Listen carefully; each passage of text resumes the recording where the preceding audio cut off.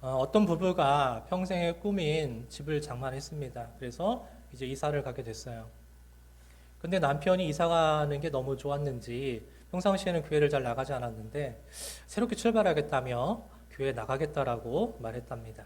그래서 이제 이사한 다음에 자기들이 다닐 교회를 이렇게 찾아다니는데 어떤 교회는 마음에 드는데 교인 수가 너무 적고 또 어떤 교회는 분위기가 별로고 또 어떤 교회는 사람들이 너무 많이 모여서 좀 복잡하고 그래서 참 많이 고민이 되더랍니다. 그래도 남편의 결정을 따라야 되니까 남편의 또 마음이 동해야 되니까 그 남편의 결정을 생각을 하는데 어떤 교회 목사님이 참 설교를 화끈하게 잘한다 이런 얘기가 들려오는 거예요. 그래가지고 또 남편이 화끈한 걸 되게 좋아하거든요. 그래서 맞겠다 싶어서 그 교회를 참석했답니다. 근데 예배를 드리고 난 다음에 이제 나오는데 남편이 그러더라는 거예요.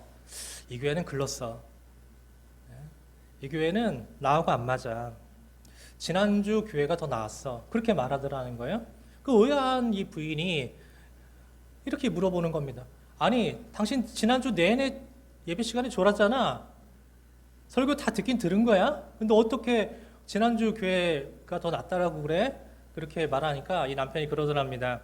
아니, 그게 아니라 지난번에는 푹 잤는데 이번 교회는 목사가 얼마나 목소리가 쩌렁쩌렁 큰지 잘만 하면 깨우고 잘만 하면 깨우고 그래서 잠을 제대로 못 잤어. 예배가 끝나면 좀 개운한 맛이 있어야 되는데 이 교회는 틀렸어. 그렇게 말하더라는 거예요.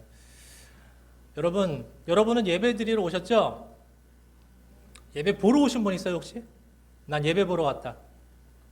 없죠? 우리는 예배를 드리러 온 사람들입니다. 그리고 이 예배 중에 하나님을 만나야 됩니다. 또 사랑으로 은혜를 베푸시는 예수님을 만나야 되고요. 또 사랑의 손길로 우리를 보듬으시는 성령님을 만나야 됩니다. 아멘. 자, 오늘도 예배 중에 그런 살아계신 하나님을 만나서 우리가 소망 가운데 일어나야 되는데 그러면 오늘 우리는 어떤 주님을 만나야 되는가라고 하는 겁니다. 먼저 첫 번째로 절망에서 소망으로 일으켜 주시는 예수님을 만나야 된다라고 하는 거예요. 자, 오늘 말씀을 보니까 한 절망스러운 여인이 나옵니다. 그런데 그 여인에게 예수님께서 찾아오셨죠. 이 여인은 사랑스러운이라고 하는 뜻을 가진 나인성에서 살았습니다. 아마 그곳에서 좋은 청년을 만나서 결혼했겠죠. 그런데 남편이 아이를 낳고 그런 다음에 아마 일찍 죽은 것 같습니다. 과부가 되었어요. 애정과 의존이 대상이 되는 그 존재가 나를 떠나가 버리면 엄청난 상실감을 느끼게 됩니다. 우리가 보통 큰 아픔을 느낄 때, 큰 충격을 받을 때가 언제냐 그랬더니 배우자가 죽었을 때, 그리고 배우자와 이혼했을 때라고 합니다. 그런데 그것과는 비교할 수 없는 것이 무엇입니까? 자식의 죽음이에요. 근데 오늘 이 여인은 지금 왜 슬퍼합니까? 왜 충격에 빠졌습니까? 바로 사랑하는 아들이 죽었기 때문이죠. 여러분, 남편에 이어서 아들까지도 떠나보내게 되었습니다. 그러니 여인이 받은 충격이 얼마나 컸을까요? 우리는 아마 상상하지 못할 거예요. 일찍 남편을 이 여인에게 이 아들은 사는 의미였을 겁니다. 내가 살아가는 이유. 그리고 삶의 목적이었을 겁니다. 내가 아들을 위해서 살아간다라고 해도 거의 과언이 아니었을 거다라고 하는 것이죠. 그런데 그 귀한 아들이 죽었으니까 아마 여인은 전부를 잃었다라고 생각했을 거예요. 옛말에 부모는 산에 묻고 자식은 가슴에 묻는다는 말이 있지 않습니까? 아마 이 여인은 하늘 보면서 이렇게 원망했을 거예요. 차라리 나를 데려가지. 그렇게 원망했을 겁니다. 그런데 이렇게 절망으로 쓰러진 여인을 예수님께서 찾아오셨어요. 그리고 예수님께서 그녀에게 이렇게 말씀하시죠. 울지 마라. 예수님께서 울지 마라라고 하는 것은 단순히 눈물을 그치라고 하는 말이 아닙니다. 절망의 눈물을 거둠으로, 즉 예수님께서 더 이상 울지 않도록 만들어 주시겠다라고 하는 약속이며 선포라고 하는 거예요. 여러분, 많은 사람들이 이 죽음의 행렬에 참석했습니다. 장례 행렬에 많은 사람들이 따라왔습니다. 하지만 그 어느 누구도 이 불쌍한 여인의 불행을 막아줄 사람은 한 사람도 없어요. 되돌릴 수 없지 않습니까? 그저 사람들이 와가지고 한마디씩 합니다. 슬프시죠? 뭐라 드릴 말씀이 없습니다. 울지 마세요. 힘내세요. 이런 말을 하는 것이 고작이었을 것입니다. 그러나 예수님은 그 슬픔을, 그 울음을 웃음으로 바꿀 수 있는 능력이 있으신 분이고 염려와 근심을 해결하실 능력이 있으신 분이에요. 그러니까 단호하게 말씀하신 거 아니겠습니까? 울지 말라고. 사람들은 내가 어려움 당하면 내 곁을 떠납니다. 처음에는 내 곁을 지켜주죠. 그런데 어느 순간 내 곁을 하나둘 떠나가게 됩니다. 그러나 예수님은 어떻게 하세요? 오히려 고난당하고 슬픔당한 사람들을 찾아오신다라고 하는 것입니다. 그리고 그들의 눈물을 거두시고 절망을 소망으로 바꿔주십니다. 지금 성 밖으로 나가는 장례 행렬은 죽음 행렬이에요. 그러나 성 안으로 들어오는 이 예수님 행렬은 소망의 행렬입니다. 그러므로 우리가 예수님을 믿으면 우리는 이 소망의 행렬에 올라탈 수가 있다고 하는 것입니다. 여러분, 눈먼 자가 눈을 뜨게 되고요. 문둥이가 깨끗함을 입게 되고요. 안진뱅이가 일어나고 병등자가 낫고 귀신 들린 사람이 참 자유를 경험하게 되는 것입니다. 오늘도 예수님은 절망하는 자, 나락으로 떨어진 자, 쓰러진 자, 그리고 다 끝났다라고 하는 그런 사람들을 찾아주시고 만나주십니다. 여러분, 아들의 죽음으로 인해서 절망 가운데 쓰러진 이 여인에게 예수님께서 찾아오신 것이 우연이라고 생각하십니까? 우연이 아니에요. 예수님께서 의도적으로 이 여인을 찾아오신 겁니다. 일부러 만나시기 위해서 찾아오신 겁니다. 예수님은 이렇게 절망과 고통 가운데 쓰러진 사람들을 찾아오신다라고 하는 것입니다. 여러분 잘 아시다시피 이번에 엄청난 사건이 있었죠. 이태원 참사로 인해서 많은 젊은 희생자들이 나왔습니다. 그리고 많은 사람들이 다쳤습니다. 그리고 그로 인해서 정말 많은 가족들이 슬픔에 잠겨 있습니다. 우리 주님께서 그들에게 찾아가 주셔서 그들을 만나 주셨으면 좋겠어요. 슬픔에 빠진 사람들에게 주님의 참 위로가 있길 바라고 또 주님의 따뜻한 품으로 그들을 가만히 꼭 안아주셔서 그들이 회복되고 치유가 나타났으면 좋겠습니다. 우리가 바랄 수 있는 건 그거밖에 없지 않습니까? 주님께서 그들과 함께 하셔서 그들이 다시 살아갈 수 있게 하는 것. 여러분 그 일을 위해서 우리가 기도할 수 있기를 바랍니다. 예수님께서 말씀하셨어요. 누가복음 19장 10절에서 인자가 온 것은 잃어버린 자를 찾아 구원하려 함이니라. 반드시 꼭 그들이 주님을 만나고 주님의 위로와 또 주님의 사랑을 또 은혜를 힘입어서 반드시 회복되고 일어날 수 있는 그런 역사가 나타났으면 좋겠습니다. 제가 지난주부터 허리가 아파가지고 일주일을 꼽아 거의 누워서 지냈는데 이제 좀 나아져가지고 이렇게 서 있는 겁니다. 근데 제가 14년 전에 허리 수술을 받았다고 제가 누누이 말씀드렸었죠. 뭐 자랑은 아니지만 가끔 제가 말씀드리지 않았습니까? 근데 그 이후에도 가끔씩 허리가 아프긴 했습니다. 그런데 그냥 한 2, 3일 약 먹고 치료하고 나왔고 그랬었는데 이번에는 좀 통증의 강도가 다르더라고요.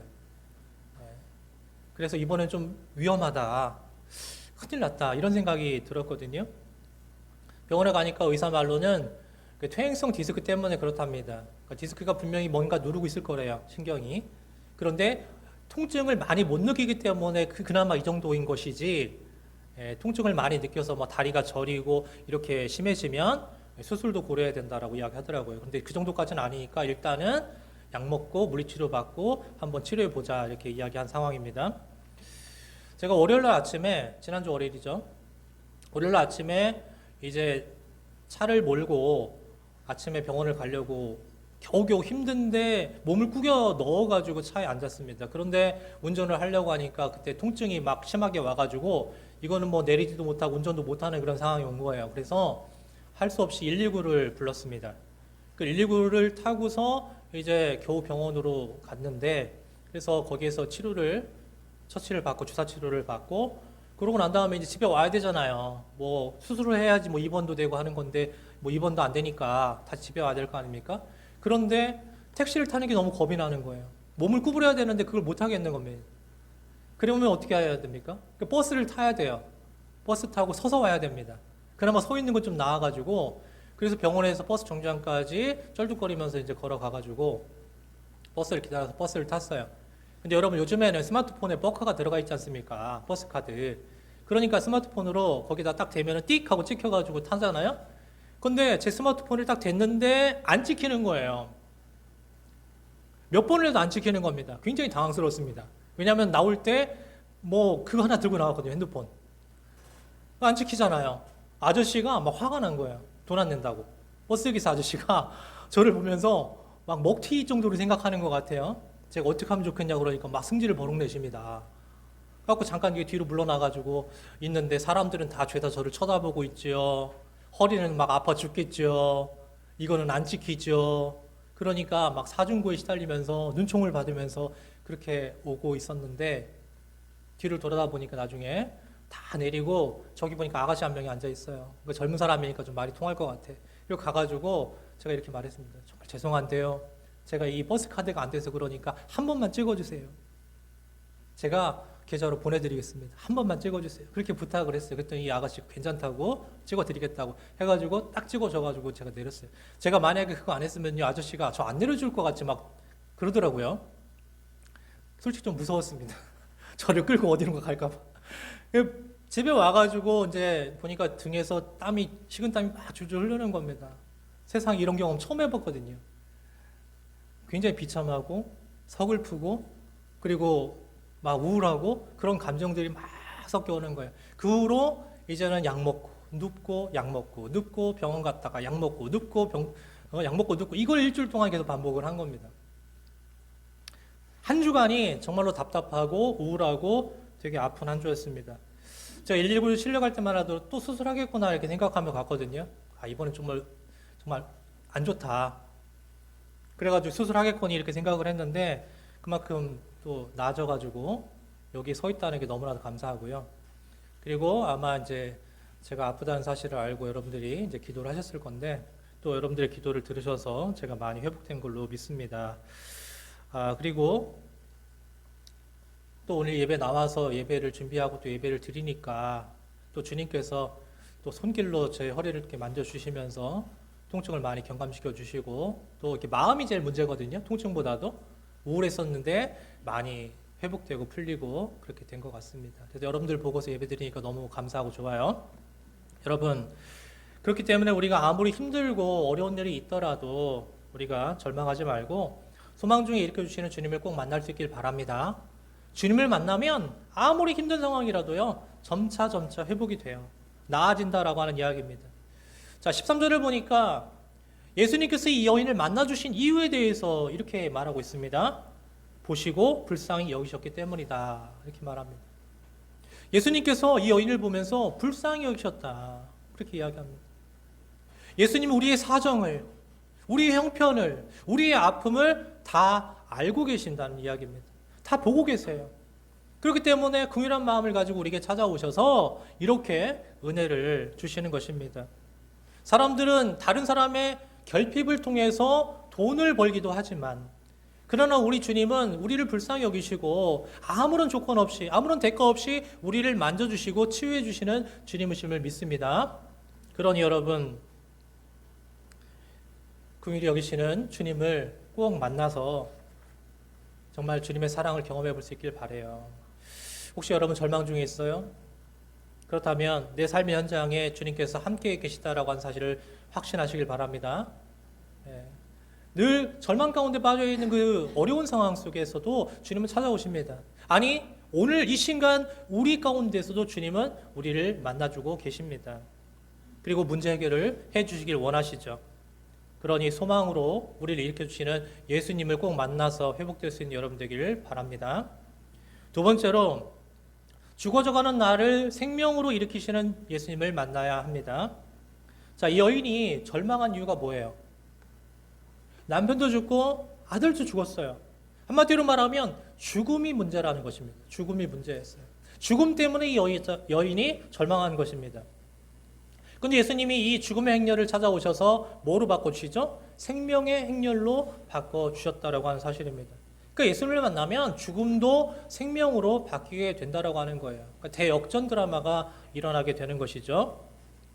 예수님께서 이제 성 밖으로 나가는 죽음의 행렬에 그 행렬을 멈추게 하시고 관에다가 손을 대시면서 뭐라고 말씀하십니까?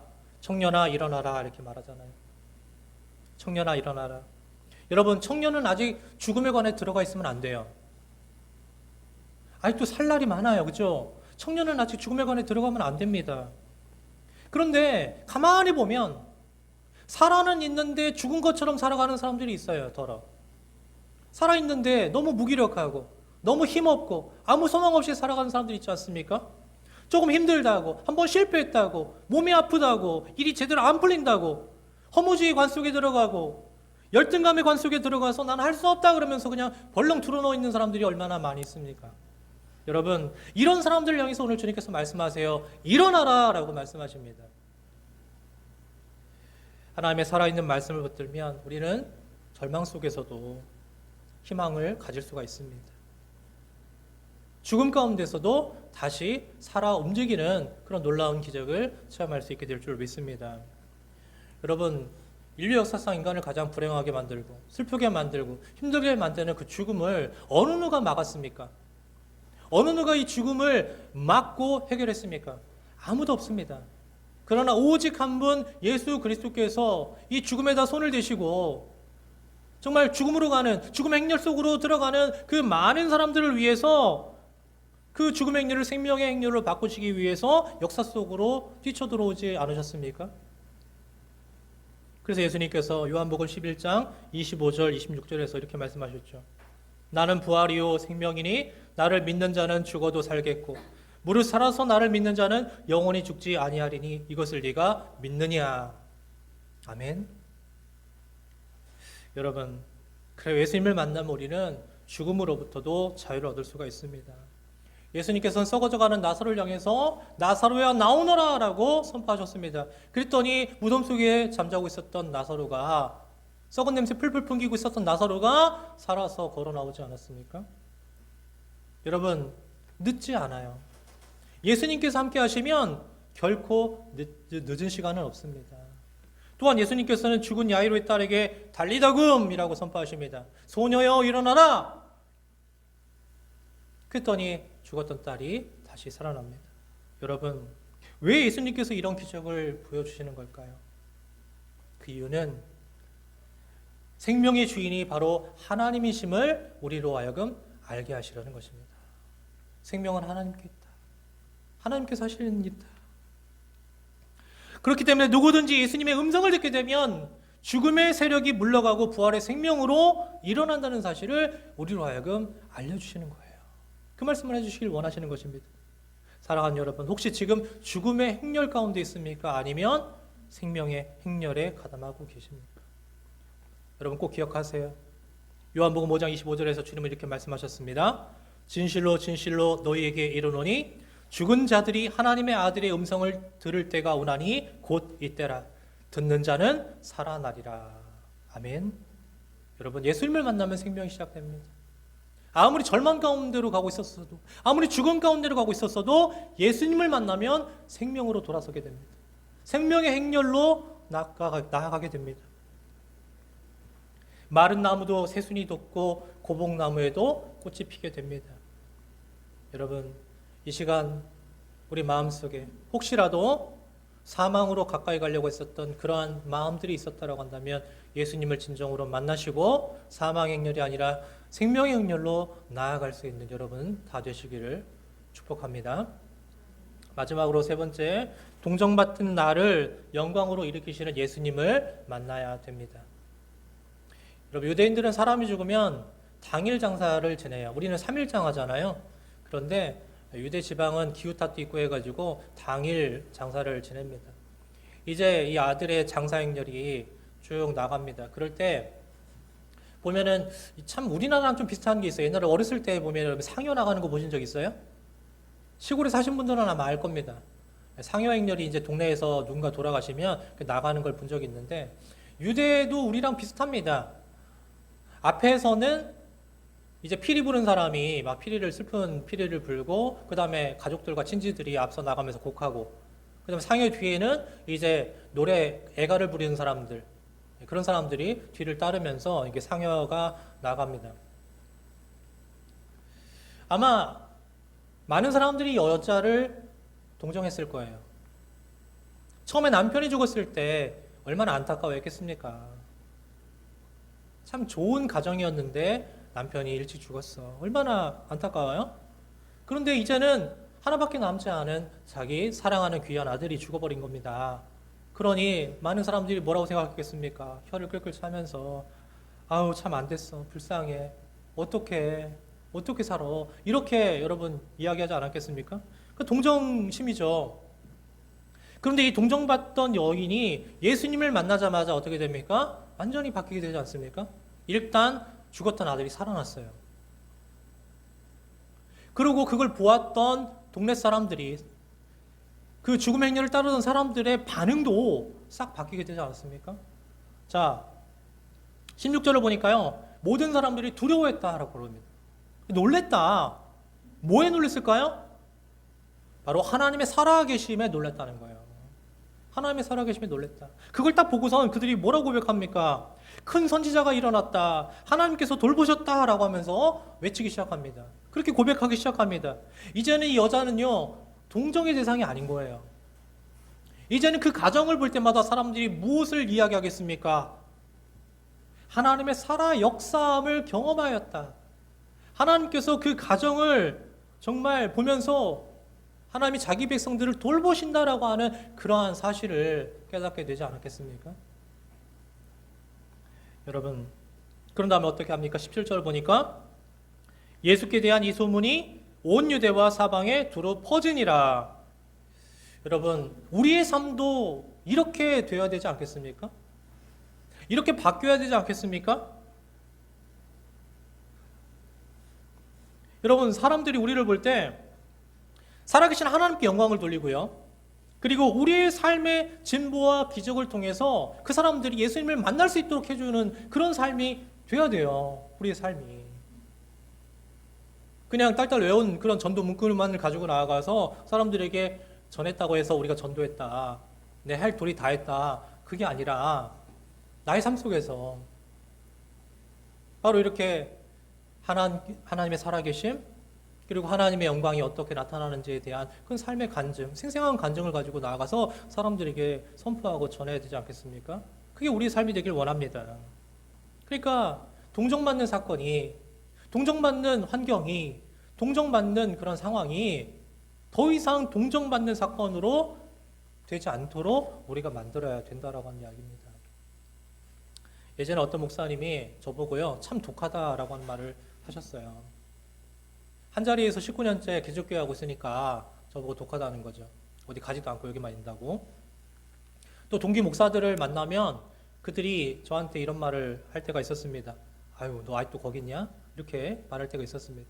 그 말을 들으면요, 제가 그렇게 받아들이면 안 되는데 일면 좀 동정하는 듯한 그러한 뉘앙스로 들려지더라고요. 뭐 자격지심일 수도 있습니다. 근데 어쨌든 그러더라고요. 근데 작은 교회 목사는 아이들도 무시하는 경향이 있더라고요. 어떤 교회 이제 목사님이 어린이날이 돼가지고 어린이 설교를 했답니다. 애들을 모아놓고서 설교를 하는데 애들이 설교를 들으면 잘 듣지 않잖아요. 조금 설교가 길어지니까 비비 꼬고 막 장난치고 시끄럽게 떠들고 점점 아수라장이 되어 가더랍니다.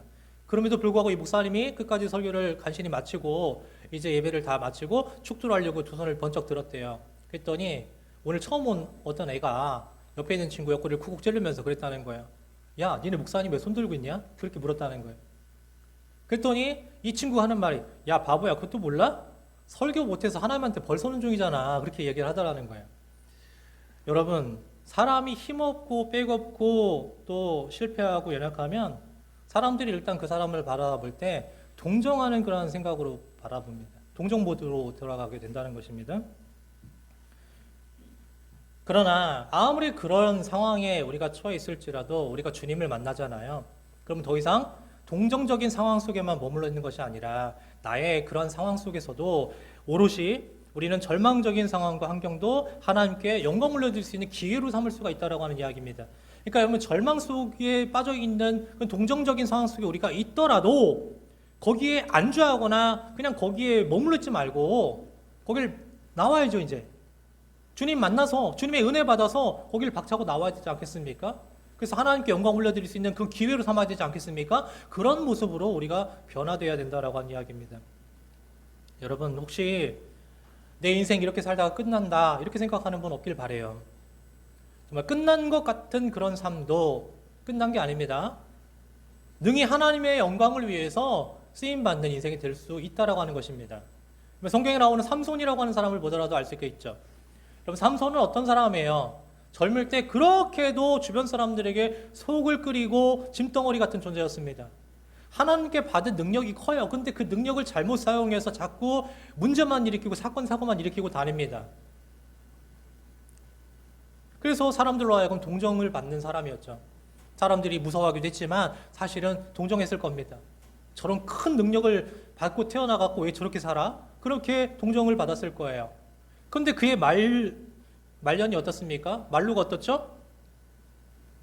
힘 다 빠지고 힘 다 잃고 눈 빠지고 그리고 착고에 매어서 그냥 큰 그 맷돌이나 돌리는 그런 인생이 되지 않습니까? 여러분 하지만 얼마 남지 않은 인생이 하나님 앞에 간절하게 부르짖습니다. 사사기 16장 28절이죠. 삼손이 여호와께 부르짖어 이르되 주 여호와여 구하옵나니 나를 생각하옵소서. 하나님이여 구하옵나니 이번만 나를 강하게 하사 나의 두 눈을 뺀 블레셋 사람에게 원수를 단번에 갚게 하옵소서. 여러분 동정받던 삼손이 어떻게 됐습니까? 그의 인생의 끝에 하나님의 영광을 올리는 그러한 삶으로 쓰임받게 되지 않았습니까? 여러분 혹시 짐덩이 같은 인생 또 남의 동정만 받던 인생일지라도 하나님의 영광을 위해서 쓰임받는 그런 인생이 될 수 있다는 사실을 기억하시길 바라요. 이것에 대해서 늦은 시간은 없습니다. 주님만 만나면 그게 가장 빠른 시간이 되는 것입니다. 그러니 어떤 절망 속에 있더라도 예수님을 만나면 영광스러운 일들이 일어나요. 죽음이 생명으로 또 절망이 희망으로 초상집이 잔치집으로 그리고 지옥 같은 집이 천국 같은 집으로 그렇게 변해지는 그런 소식들이 그 예수님의 소문을 내는 그런 사람들의 삶으로 그 하나님의 영광을 올려드리는 삶으로 능히 변화될 수 있다라고 하는 사실입니다. 여러분 진주 좋아하십니까? 진주는 보석이잖아요. 근데 진주가 만들어지는 과정을 여러분 잘 아실 거라고 생각이 들어요. 조개가 이 진주를 품고 있으면요 그 진주는 보석이 아니라 그냥 나를 찌르는 나를 아프게 하는 그러한 도구에 불과하다라고 하는 이야기입니다. 하지만 그 영롱한 진주가 만들어지기까지는 반드시 뭐가 필요합니까? 아픔을 통해서만 이것이 이루어진다라고 하는 사실입니다. 사랑하는 여러분, 죽은 남편과 아들로 인해서 정말 절망과 큰 슬픔 가운데 빠져 있는 이 과부를 주님께서 찾아오셨잖아요. 그런 주님이 오늘 우리에게도 찾아오신 줄 믿습니다. 그러니까 여러분 절망할 필요가 절대 없다는 것입니다. 주님께서 함께 하시는데 그냥 함께만 하시는 것이 아니라 이 세상 끝날까지 우리와 함께 하시겠다라고 약속을 하셨어요. 그런 여러분 안심하세요. 절망하지 마시고 주님만 의지하고 주님만 붙들고 주님만 만남으로 인해서 여러분들이 마음이 평안에 임하길 원합니다. 사람들은 우리가 넘어지고 쓰러지면요 피하거나 아니면 도망가요. 하지만 우리 주님은 바로 그런 사람들을 이렇게 세워주시기 위해서 찾아와 주시고 손 내밀어 주신다는 사실을 꼭 기억하시길 바랍니다. 이제 우리 주님 손잡고 절망의 행렬에서 소망의 행렬로 또 죽음의 행렬에서 생명의 행렬로 일어날 수 있길 바랍니다. 그리고 동정받는 행렬에서 하나님께 영광 돌려드리는 그런 행렬로 그렇게 소문난 인생, 소문난 그런 삶을 살아갈 수 있는 여러분들이 다 되시기를 주님의 이름으로 간절히 축원합니다.